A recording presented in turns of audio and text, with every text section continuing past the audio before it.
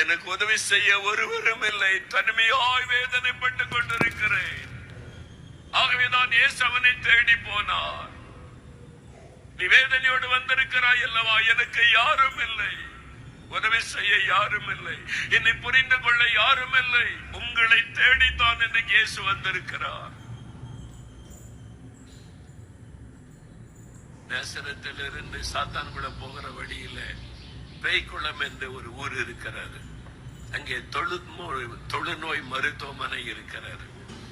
அந்த மருத்துவமனையில் இருக்கிற வியாதியஸ்தர்களுக்கு ஒவ்வொரு கிறிஸ்துமஸ் காலத்துல நாங்கள் போய் புது உடை கொடுத்து விருந்து கொடுப்பது உண்டு. அவங்களுக்கு இயேசுவின் அன்பை பற்றி சொல்லி ஜெபித்து விட்டு வருவோம். அநேக ஆண்டுகளுக்கு முன்னால நல்ல ஒரு அருமையான ஒரு டாக்டர், அந்த மக்கள் மேல ரொம்ப அன்போடு கவனித்த டாக்டர். ஒவ்வொரு வருஷமும் நான் போவேன். ஒரு வருஷம் நான் போயிருந்த போது அங்கே வந்திருந்த அந்த நோயாளிகளுக்கு எல்லாம் உடையெல்லாம் கொடுத்து முடிந்தது. டாக்டர் சொன்னாங்க, சிலரால நடக்க முடியாது, படுக்கையிட்டு வர முடியாது, படுக்கையில உள்ள இருக்கிறாங்க. நீங்க வந்து அவங்கள பார்த்து இந்த உற்சாகப்படுத்த முடியுமா என்று. நான் வர்றேன் டாக்டர்னு சொல்லி அந்த ஆஸ்பத்திரி உள்ளே வியாதியஸ்தர்கள் தங்கி இருக்கிற பகுதிக்குள்ளே போனேன்.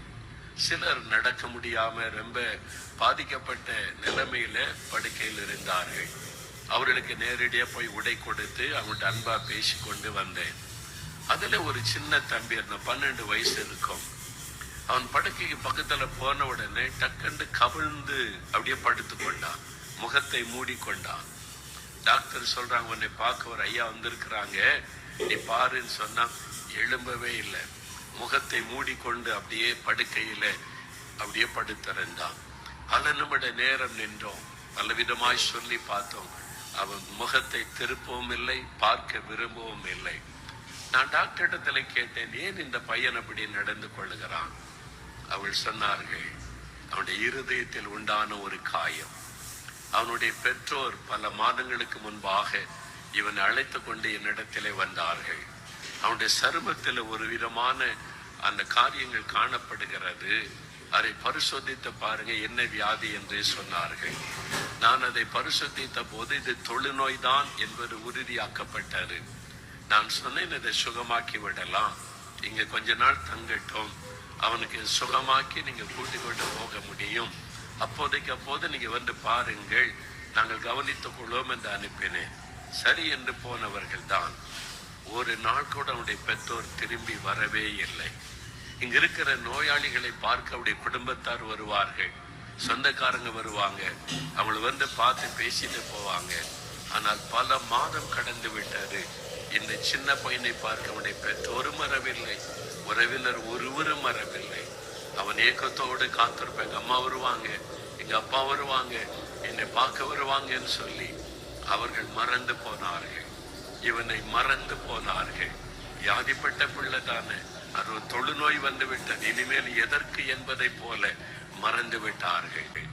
அந்த டாக்டர் சொன்னாங்க, அவனுடைய உள்ளம் காயப்பட்டு விட்டது. சரீரத்திலே உண்டான நோய் காயத்தை விட அவனுடைய உள்ளத்தில் உண்டான காயம் பெரியது. ஆகவே அவன் யாரிடத்திலும் பேச விரும்புவது இல்லை. அப்படியே முகத்தை மூடிக்கொள்ளுவான், கவிழ்ந்து படுத்துக் கொள்ளுவான். நான் பல சமயங்கள் வந்து வெகு நேரம் உட்கார்ந்து பேசின பிறகு கொஞ்சம் என்னோடு பேசுவான், நான் ஆறுதல் படுத்துவேன் என்பதாய் சொன்னார்கள். காரணம், எனக்கு யாரும் இல்லை, என்னை நேசிக்க யாரும் இல்லை, எனக்கு அன்பு காட்ட யாரும் இல்லை. சொந்த தாய் தகப்பனே என்னை மறந்து விட்டார்கள். ஒரு மனவேதனை. இன்னைக்கு அப்படிப்பட்ட துக்கத்தோடு நீ வந்திருக்கிறாய் அல்லவா மகனே, மகளே, அப்படிப்பட்ட ஒரு காயத்தோடு நீ வந்திருக்கிறாய் அல்லவா. எல்லாரும் இருக்கிறாங்க, ஆனா யாருமே இல்லை. பெற்றோர் இருந்தும் நான் ஒரு அனாதை போல இருக்கிறேன். என் குடும்பத்தில் எல்லாரும் இருந்தும் நான் ஒதுக்கப்பட்டிருக்கிறேன், மறக்கப்பட்டிருக்கிறேன், எனக்கு யாரும் இல்லை என்ற ஒரு மனவேதனை. அந்த துக்கத்தோடு இந்த இடத்தில் நீங்கள் வந்திருக்கலாம். உங்களை சந்திக்கத்தான் இயேசு வந்திருக்கிறார். உங்களை சந்தித்து உங்களை ஆறுதல் படுத்த உங்களுடைய துக்கத்தை மாற்றத்தான் இன்னைக்கு இயேசு உங்களோடு பேசிக் கொண்டிருக்கிறார். 27 சங்கீதம் 10 பக்தன் சொல்லுகிறான், தாயும் தகப்பனும் கைவிட்டாலும் கர்த்தர் என்னை சேர்த்துக் கொள்ளுவார். என் பெற்றோரே என்னை மறந்து விட்டாலும் என் ஆண்டவர் என்னை சேர்த்துக் கொள்ளுவார் என்பதாக. எசேக்கியேல் 49ஆம் அதிகாரம் 15-16 வசனங்களில் ஆண்டவர் சொல்லுகிறார், ஒரு தாய் தான் பெற்றெடுத்த கை குழந்தையை, பால் குடிக்கிற ஒரு சின்ன கை குழந்தை ஒரு தாய் மறப்பாளோ? அவர்கள் மறந்தாலும் நான் உன்னை மறப்பது இல்லை. ஒரு தாய் தன் கை குழந்தையை மறந்தாலும் நான் உன்னை மறப்பதில்லை என்று ஆண்டவர் சொல்லுகிறார். நம்ம அவ்வளவாய் நேசிக்கிற ஒரு ஆண்டவர். எசேக்கியேல் 66:13 சொல்லுகிறார், ஒரு தாய் தேற்றுவதை போல நான் உன்னை தேற்றுவேன் என்பதாக சொல்லுகிறார். அவர் நம்மீது அன்பும் அக்கறையும் உள்ள தேவன். இன்றைக்கு உங்களை தேடி வந்திருக்கிறார். இந்த இடத்தில் எனக்கு யாருமே இல்லை என்று தனிமையில் கலங்கிக் கொண்டிருந்த மனிதனை தேடி வந்தார். அமெரிக்கா தேசத்துல, தென் அமெரிக்காவில், இந்த வட அமெரிக்காவுக்கு தென் அமெரிக்காவுக்கு நடுவில் சில சின்ன தேசங்கள் இருக்கிறாரு. அதுல குவாட்டமாலா என்கிற ஒரு தேசம் இருக்கிறாரு. அந்த தேசத்திற்கு அமெரிக்கா தேசத்தை சார்ந்த T.L. ஆஸ்பான் என்கிற ஒரு ஊழியக்காரர் ஒரு சமய கூட்டம் நடத்த போயிருந்தார். அப்படி கூட்டத்துக்கு திரள் கூட்ட மக்கள் வருவார்கள். ஆண்டவர் அவரை கொண்டு பலத்த அற்புத அடையாளங்களை செய்வார். ஆகவே ஜனங்கள் எல்லா இடத்திலிருந்தும் அவருடைய செய்தியை கேட்டு சுகம் பெற வருவார்கள். அந்த குவாட்டமாலாவில் அந்த பட்டணத்துல கூட்டம் நடந்தது. திரள் கூட்ட மக்கள் வந்து பங்கு பெற்று ஆசீர்வதிக்கப்பட்டார்கள். அந்த பட்டணத்துல ஒரு வாலிப மகள், அவள் விபச்சாரத்திலே வாழ்ந்து, பாவ இச்சையிலே வாழ்ந்து, அதுல இன்பத்தை அனுபவிக்கலாம், மனம் போல வாழலாம் என்று வாழ்ந்தவள், ஒரு கொடிய வியாதி அவளை தாக்கினது. பாவத்தினால் உண்டான வியாதி. அதனால் அவள் பாதிக்கப்பட்டு படுத்த படுக்கையில் ஆனாள். அழகை இழந்து விட்டாள், ஆரோக்கியத்தை இழந்து விட்டாள். ஒரு சின்ன குடிசையில இப்பொழுது நடக்க முடியாதபடி படுத்த படுக்கையில் ஆனாள்.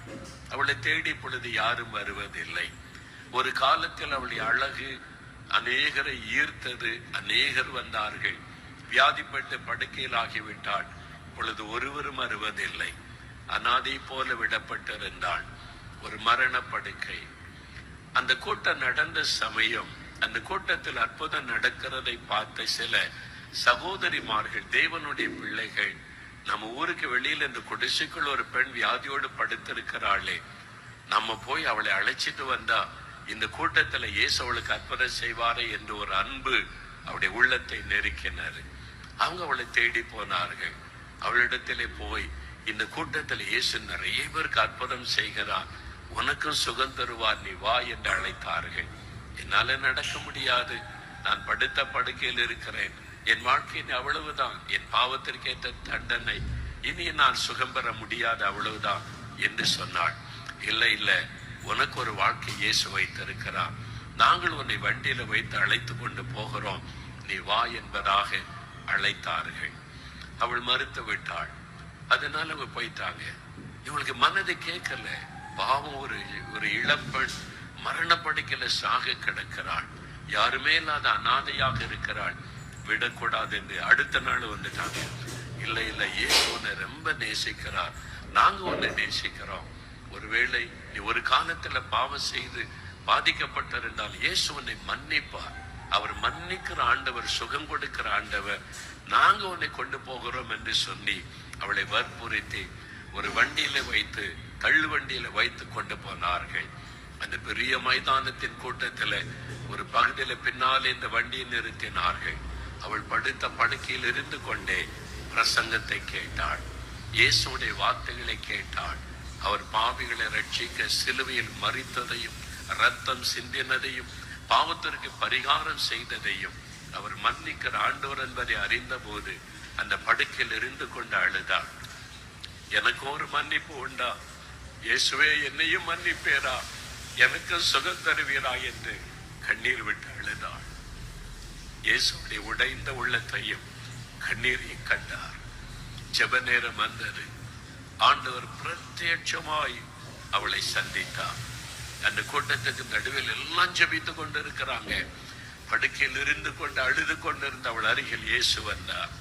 நான் உன்னை நேசிக்கிறேன், நான் உன்னை மன்னிக்கிறேன், நான் உன்னை குணமாக்குகிறேன் என்று சொல்லி ஆண்டவர் அவளை தொட்டார். உடனே மரண கட்டு மாறினது. அந்த படுக்கை விட்டு உடனே எழுந்தாள். எழுந்து கரமுயர்த்தி தேவனை துதிக்க ஆரம்பித்தாள்.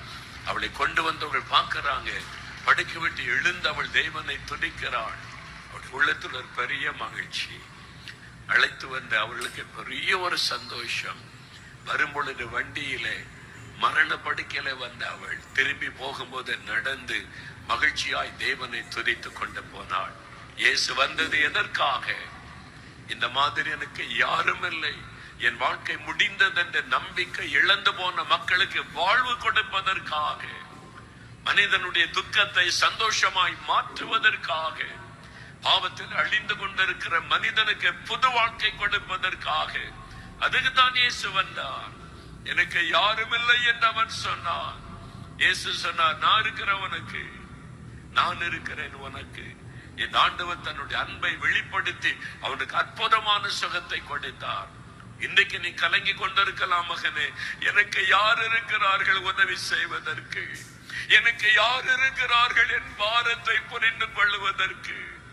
நான் ஒரு பாவி என்று எல்லாரும் புறம்பே தள்ளுகிறார்கள், எனக்கு அன்பு காட்ட யார் இருக்கிறார்கள் என்று இயேசு சொல்லுகிறார், நான் இருக்கிறேன் உனக்கு. உனக்காகத்தான் இந்த உலகத்தில் ஒரு ரட்சகராக இந்த உலகத்தில் அவதரித்து வந்தேன். உனக்காகத்தான் சிலுவை சுமந்தேன். நான் இருக்கிறேன் உனக்கு என்று ஆண்டவர் சொல்லுகிறார்.